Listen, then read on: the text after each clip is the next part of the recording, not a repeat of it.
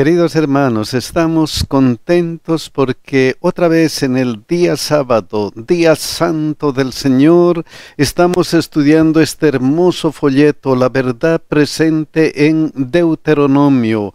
Y mis queridos hermanos, si desean una copia gratuita de esta presentación, visiten escuelasabatica2000.org y pueden obtener su copia completamente gratuita. Y compartan, mis hermanos, compartan.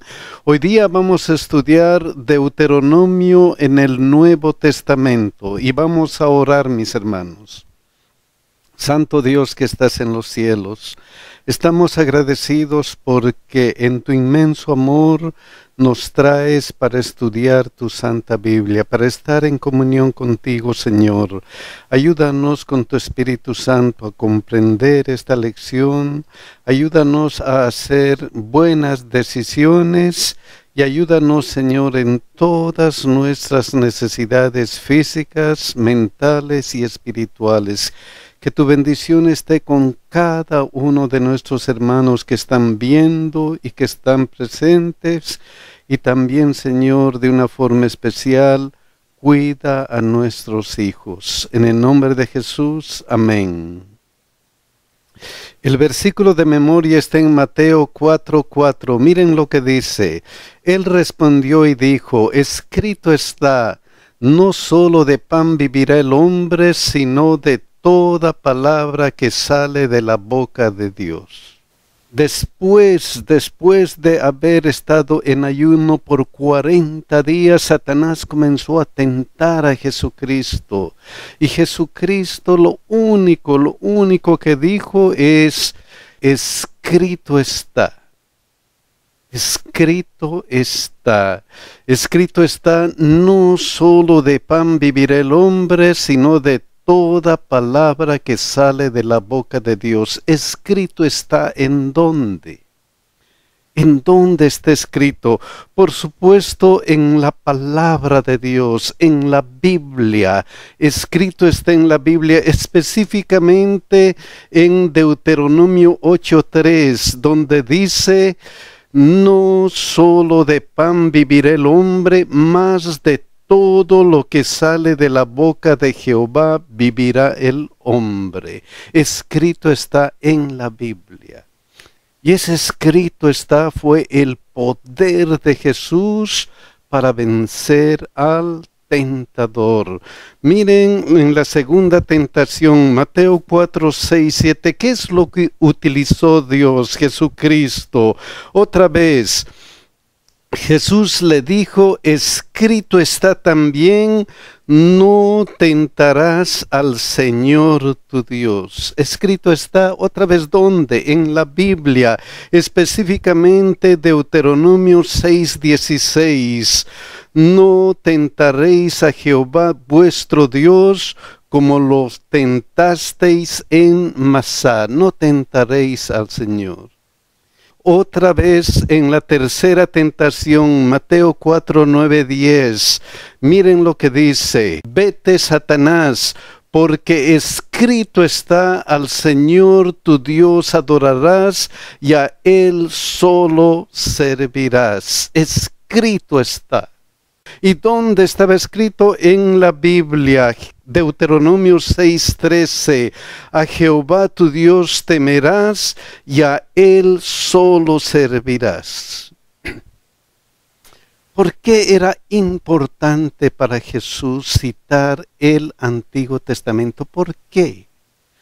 ¿Por qué era importante para Él decir, escrito está, escrito, se ha escrito? ¿Por qué era importante?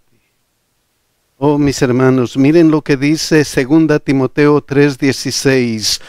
Toda la Escritura es inspirada por Dios. Todo lo que está aquí en la Biblia, toda la Escritura, no solamente el Nuevo Testamento, sino como vemos aquí, el Antiguo Testamento también, y específicamente Deuteronomio. Escrito está en la Biblia.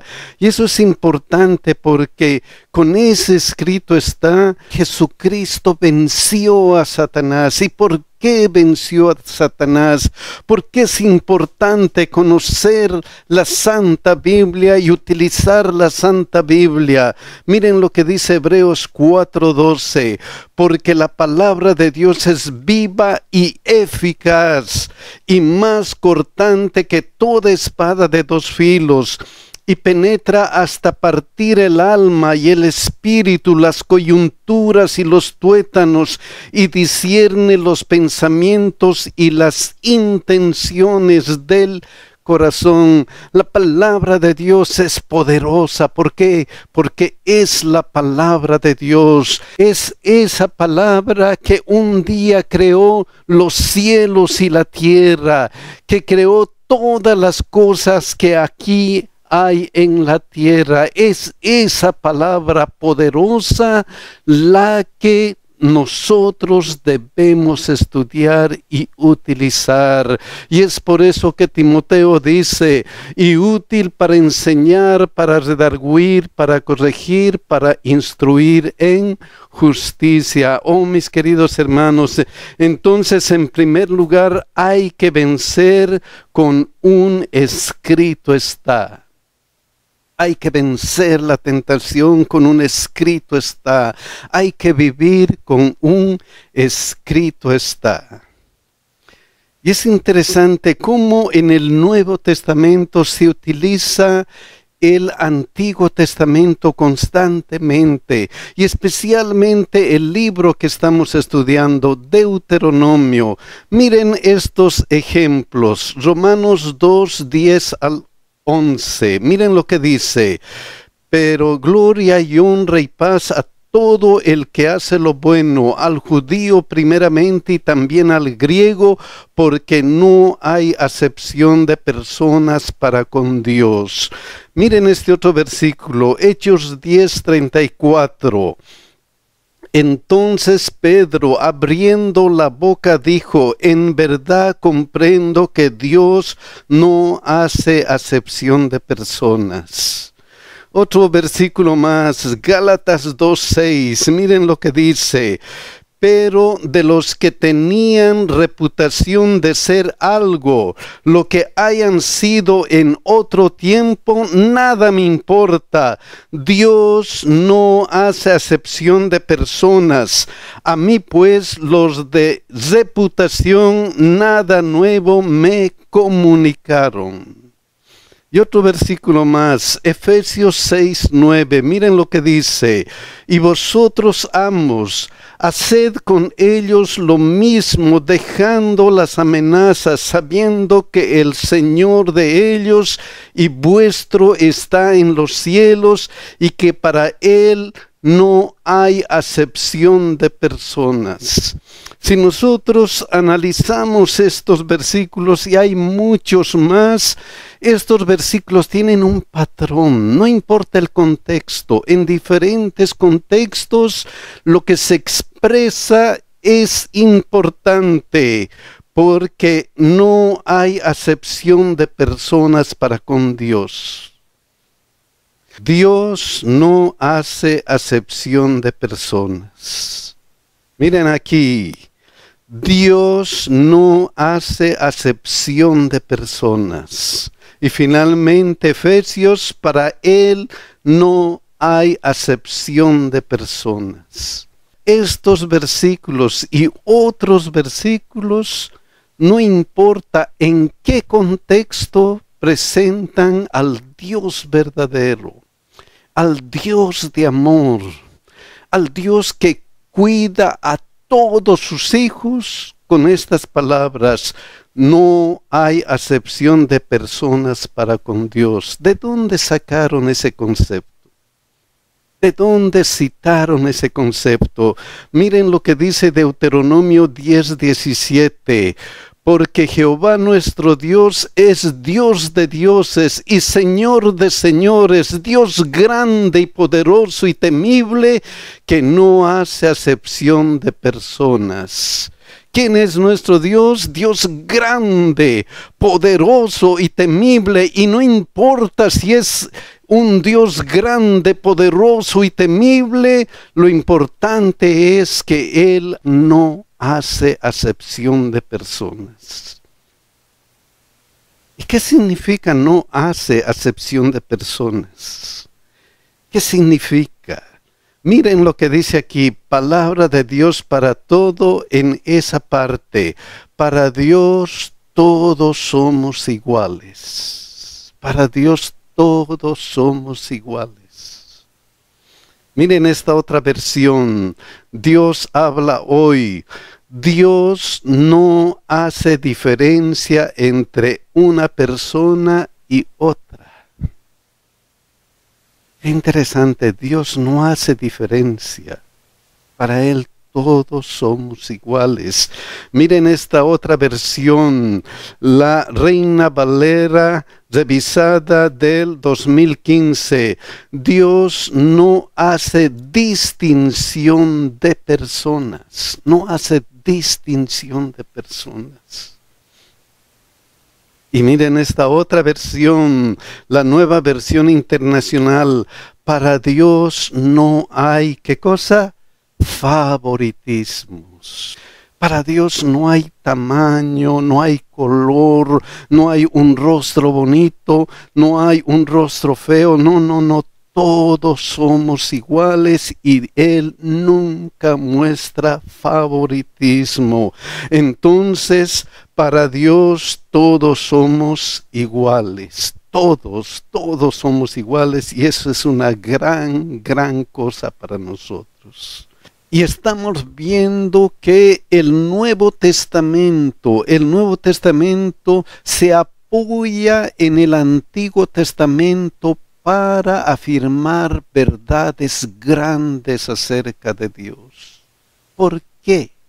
Porque toda la Biblia es inspirada por Dios, no solamente el Nuevo, también el Antiguo Testamento. Y hay otros ejemplos. Miren lo que dice Gálatas 3, 6 y 7. Así Abraham creyó a Dios y le fue contado por justicia. ¿Dónde estaba escrito eso? ¿Dónde? Miren lo que dice Génesis 15, 6. Y creyó a Jehová y le fue contado por justicia. Entonces el apóstol toma esta cita ¿para qué? Para definir algo importante en la Biblia. Y esto es muy, pero muy importante. Así Abraham creó a Dios y le fue contado por justicia. Sabed, por tanto, que los que son de fe, estos son hijos de ¿quién? Estos son hijos de Abraham. Y miren cómo continúa su argumento. Gálatas 3, 8 y 9. Y la Escritura, previendo que Dios había de justificar por la fe a los gentiles, dio de antemano la buena nueva a Abraham diciendo: en ti serán benditas todas las naciones. Y la Escritura, ¿cuál Escritura? Todo lo que dice la Biblia. ¿Y qué decía en esa Escritura?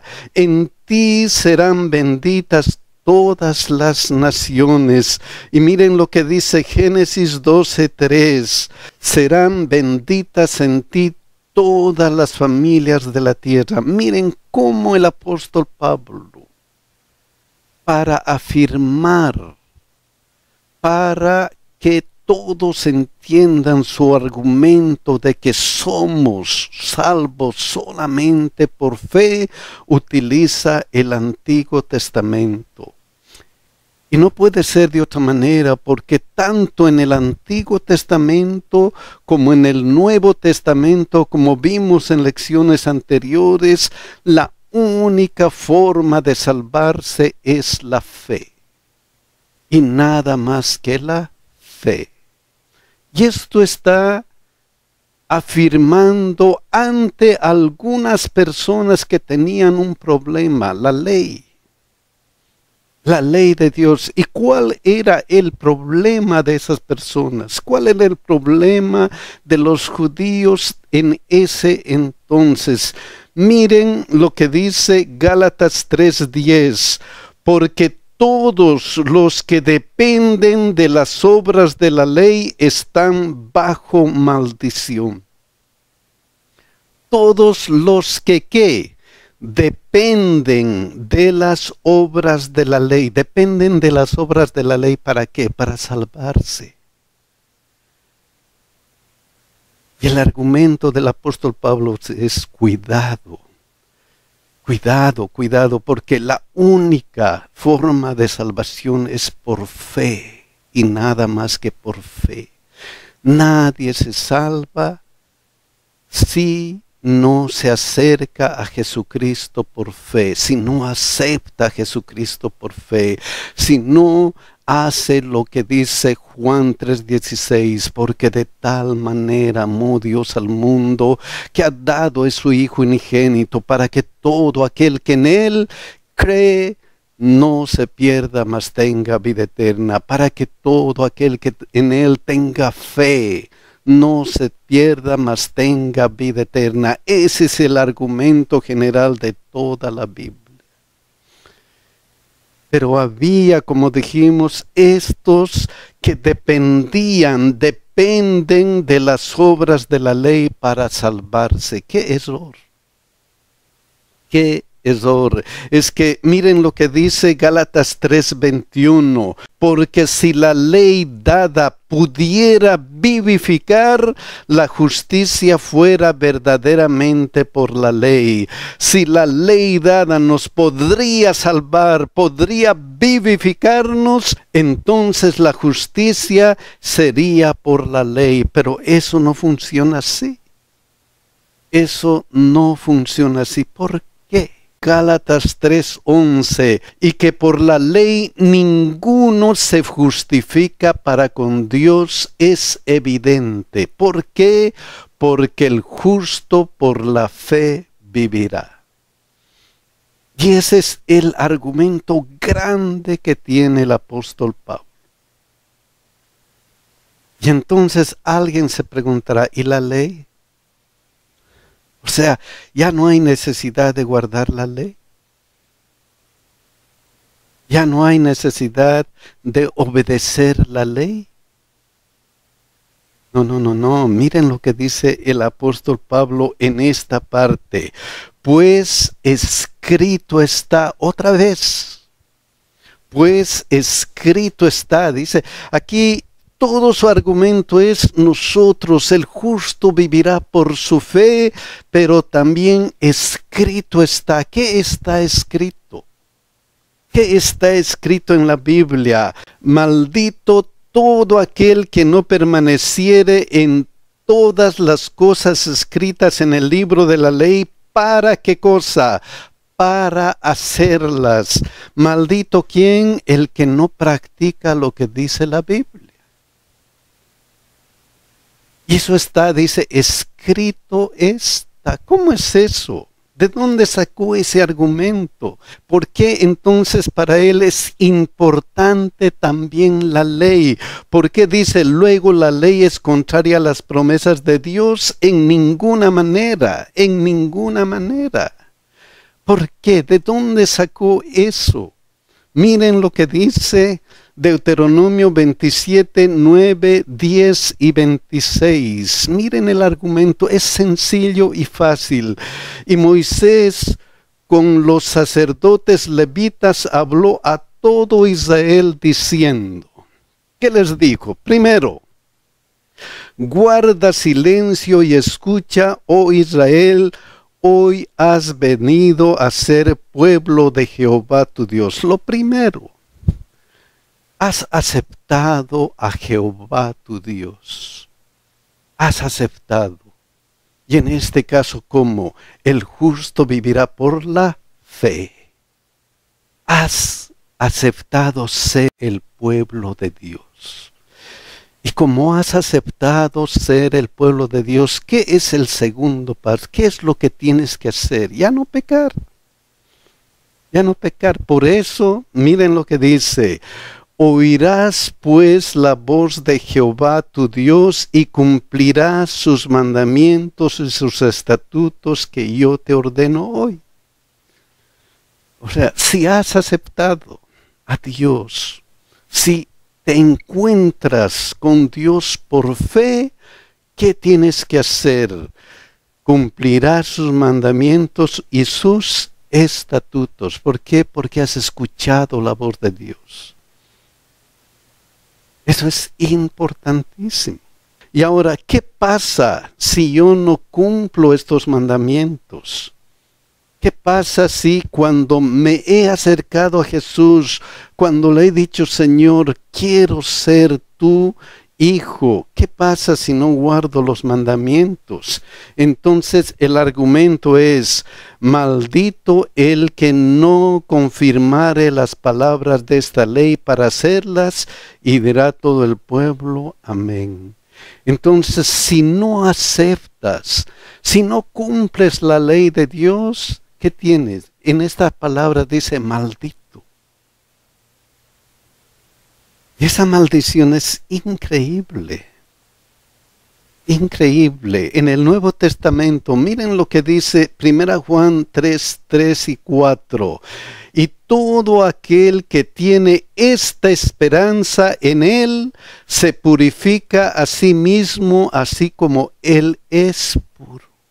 Se purifica. Ya no hace las cosas de pecado. ¿Por qué? Miren lo que dice el argumento. Todo aquel que comete pecado infringe también, ¿qué cosa? La ley. Y luego, pues el pecado es infracción ¿de qué? De la ley. ¿Y cuál es la paga del pecado?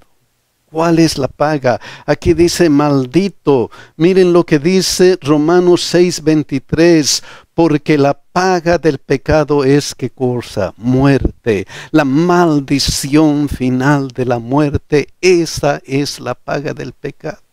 Y mis hermanos, si Cristo no hubiera venido aquí a la tierra, estuviéramos condenados a la maldición del pecado que es la muerte.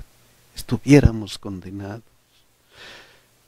Pero Dios nos amó tanto, Dios nos amó tanto, que miren lo que dice aquí, Gálatas 3:13, miren lo que dice el apóstol Pablo, Cristo nos redimió de la maldición de la ley. ¿Cuál era la maldición de la ley? Tú has pecado y mereces, ¿qué cosa? Mereces la muerte. Alguien tenía que morir en lugar de nosotros. Por eso esta parte dice, hecho por nosotros maldición. Jesucristo se hizo por nosotros maldición. Se hizo por nosotros maldición. ¿Y qué pasó? Porque escrito está, maldito todo el que es colgado en un madero. Para afirmar su argumento, el apóstol Pablo va al Antiguo Testamento. Miren dónde, Deuteronomio 21, 22 y 23. Si alguno hubiera cometido algún crimen digno de muerte. Oh, mis hermanos, eso refleja a nosotros. Si hemos cometido un crimen digno de muerte, ¿qué es ese crimen? El pecado. La paga del pecado es, ¿qué cosa? Muerte. Hemos cometido ese crimen digno de muerte. Digno de muerte. Y miren lo que continúa. Y lo hiciereis morir y lo colgareis en un madero, no dejaréis que su cuerpo pase la noche sobre el madero, sin falta lo enterrarás el mismo día, porque maldito por Dios es el colgado. Basado en este pasaje, el apóstol Pablo dice que Jesús no era digno de muerte. ¿Quiénes eran dignos de muerte? Nosotros. ¿Pero qué hizo Jesús? Otra vez vemos este mismo pasaje, miren en esta traducción, Nueva Versión Internacional, dice, Cristo nos rescató de la maldición de la ley al hacerse maldición por nosotros, se hizo maldición por nosotros, pues está escrito, maldito todo el que es colgado en un madero.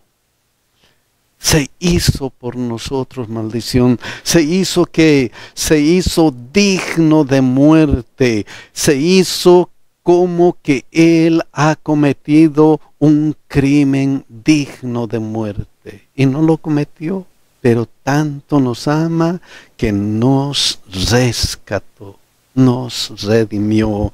Miren lo que dice esta otra versión, Nueva Traducción Viviente. Pero Cristo nos ha rescatado de la maldición dictada en la ley. Cuando fue colgado en la cruz, cargó sobre sí la maldición de nuestras fechorías, pues está escrito, maldito todo el que es colgado en un madero. Cuando fue colgado en la cruz, cargó sobre sí la maldición de ¿qué? De mis pecados, de mis fechorías, de nuestras fechorías. Él lo cargó en la cruz para rescatarnos. Por eso dice, porque la paga del pecado es muerte. La maldición del pecado es muerte, mas la dádiva de Dios es vida eterna en Cristo Jesús, Señor nuestro. Mas el regalo, el obsequio de Dios es vida ¿de qué calidad? Vida eterna. Y solamente por fe. Entonces Cristo murió para salvarnos del pecado. Él murió para salvarnos del pecado. Y no fue casualidad. No fue casualidad. Porque estaba aquí en la Biblia, estaba en la Biblia. Miren lo que dice Juan 6:14. Aquellos hombres entonces, viendo la señal que Jesús había hecho, dijeron, este verdaderamente es el profeta que había de venir al mundo. Este es verdaderamente el profeta que había de venir al mundo. ¿Quién anunció a ese profeta? ¿Quién? ¿Quién? Miren lo que dice Deuteronomio 18:18. Profeta les levantaré en medio de sus hermanos. Esto fue anunciado en el libro de Deuteronomio. En Hechos 3:20 y 22 se confirma esto y dice, y Él envía a Jesucristo que os fue antes anunciado, antes allí en el libro de Deuteronomio, porque Moisés dijo a los padres, el Señor vuestro Dios os levantará profeta de entre vuestros hermanos como a mí. A Él oirás en todas las cosas que os hable. Esto fue anunciado, no fue casualidad. No fue casualidad. Y lo interesante está aquí. Profeta les levantaré de en medio de sus hermanos, como que, como tú, le dijo a Moisés. ¿Cómo era Moisés? Era manso, era humilde, estaba consagrado completamente a ¿quién? A Dios. Pero su característica principal está aquí. Miren lo que dice Éxodo 20:19. Y dijeron a Moisés, habla tú con nosotros y nosotros oiremos, pero no hable Dios con nosotros para que no muramos. O sea, él era un mediador entre el pueblo de Dios y su Dios. Era el mediador. Y a través de toda la jornada de Israel en el desierto, el pueblo de Israel hacía mal y acudían donde a Moisés, habla Dios para que nos perdone. Y este profeta, Jesucristo, era o debería ser con esta característica. Y miren lo que dice 1 Timoteo 2, 5 y 6. Porque hay un solo Dios y un solo mediador entre Dios y los hombres, Jesucristo hombre, el único mediador, el cual se dio a sí mismo en rescate por todos, de lo cual se dio testimonio a su debido tiempo. Qué hermoso, no fue casualidad. No es casualidad de que Jesucristo en este momento sea nuestro intercesor. Él está intercediendo por nosotros. Entonces, Jesucristo es el mediador prometido. El mediador prometido. Y Él está intercediendo por nosotros. Él está diciendo, mira, yo me he sacrificado por Él y Él merece la vida eterna. Él merece la vida eterna. Pero ¿qué pasa cuando rechazo? Pero ¿qué pasa que cuando constantemente escucho la voz de Dios y voy rechazando con mis acciones, con todas esas cosas? Miren lo que dice Hebreos 10:31. Horrenda cosa es caer en manos del Dios vivo. ¿Por qué? Horrenda cosa es caer en manos del Dios vivo. ¿Por qué?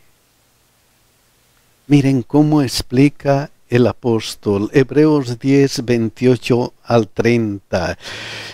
El que viola la ley de Moisés por el testimonio de 2 o 3 testigos, muere irreprensiblemente. Les está explicando otra vez, volviendo a ¿qué? A la Biblia. Y él cita Deuteronomio 17:6 y dice, por dicho de 2 o 3 testigos morirá el que hubiera de morir, no morirá por el dicho de un solo testigo. El pueblo de Israel tenía que ser justo, no solamente por uno, sino porque por 2 testigos. Y aquí el apóstol Pablo utiliza este pasaje para decir lo siguiente: el que viola la ley de Moisés por el testimonio de 2 o 3 testigos muere irreprensiblemente. Eso es lo que sucede, pero ahora, ¿cuánto mayor castigo pensáis que merecerá el que pisoteare al Hijo de Dios y tuviere por inmunda la sangre del pacto en la cual fue santificado e hiciere afrenta al Espíritu de gracia? Oh, mis hermanos, por esta situación, si nosotros rechazamos, si nosotros rechazamos el sacrificio de Cristo, si nosotros no hacemos caso al sacrificio de Cristo, ¿qué más puede hacer Dios? ¿Qué más puede hacer Dios? Él es justo. Él es justo y va a dar a cada uno la paga que le corresponde. Al que ha aceptado a Cristo, la salvación. Al que ha rechazado, la maldición del pecado, que es la muerte. Por eso, horrenda cosa es caer en manos del Dios vivo si nosotros rechazamos la sangre de Jesucristo. Continúa. Pues conocemos al que dijo, mía es la venganza, yo daré el pago, dice el Señor, y otra vez el Señor juzgará a su pueblo. Parte de esto también está en Deuteronomio 32:35. Mía es la venganza y la retribución. A su tiempo su pie resbalará, porque el día de su aflicción está cercano, y lo que le está preparado se apresura. Mía es la venganza. Entonces el apóstol Pablo argumenta, tienes que aceptar a Cristo. Tienes que aceptar a Cristo, porque si no aceptas a Cristo, ¿qué pasa? Horrenda cosa es caer en manos del Dios vivo. Alguno dirá, pero ¿me quiere asustar? Sí, nos quiere asustar. Sí, debemos asustarnos. ¿Por qué? Porque la la paga de la maldición del pecado es muerte, y esa muerte va a ser horrenda. Va a ser horrenda. Nadie debería morir una muerte horrenda como la maldición del pecado. Nadie. ¿Por qué? Porque tenemos provisión. Porque Cristo nos ha provisto una salvación. Por eso si aceptamos a Cristo como nuestro Salvador personal, por eso si aceptamos ese sacrificio grande, miren lo que Pablo continúa con su argumento. Hebreos 10, 35 al 37. No perdáis pues vuestra confianza, que tiene grande galardón. Si has aceptado a Cristo, no pierdas tu confianza, que tiene grande galardón, porque os es necesaria la paciencia, para que habiendo hecho la voluntad de Dios, obtengáis la promesa. Para que habiendo hecho la voluntad de Dios, obtengáis la promesa. Porque aún un poquito, y el que ha de venir vendrá y no tardará. Aún un poquito, el que ha de venir vendrá y no tardará. Lo que les está preparado se apresurará. Oh, mis queridos hermanos, Cristo va a venir pronto. Y Él nos está preparando una casa hermosa allá en la patria celestial. Oh, mis hermanos, lo único que tenemos que hacer es aceptarle como nuestro Salvador. ¿Qué vamos a hacer, mis hermanos? ¿Qué vamos a hacer? Que Dios nos bendiga, a que un día podamos estar con nuestro Señor Jesucristo allá en la patria celestial. Que Dios nos bendiga y nos cuide, mis hermanos.